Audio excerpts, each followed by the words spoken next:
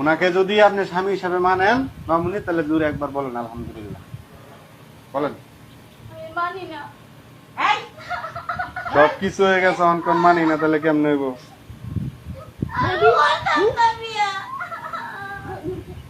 মারেন না, আর মারেন না। মেয়ের একে তো জোর করে বিয়ে দিতেছেন, বুড়া বুড়ার লগে আবার মারতেছেন। মারেন না মামুনি।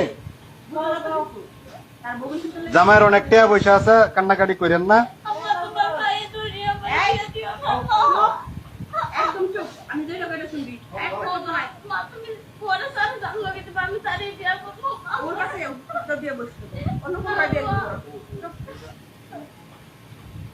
বলেন বলেন বলেন বলেন আলহামদুলিল্লাহ বলেন বলেন।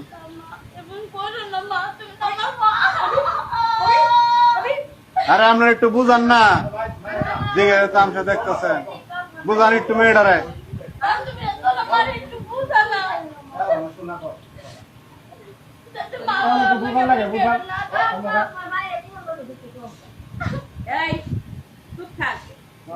বলে বলো মামুনি, বলে লো, সাইন দিছ, টিপ সই দিছ, সব হয়েছে, খালি আলহামদুলিল্লাহ বলে আলাম।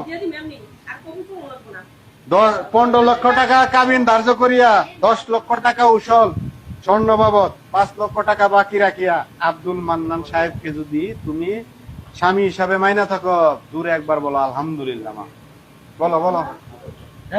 আমাকে বেলা শেষ, আমরা যাবো। আমরা এগুলো কান্নাকাটি দেখতে আসিনি।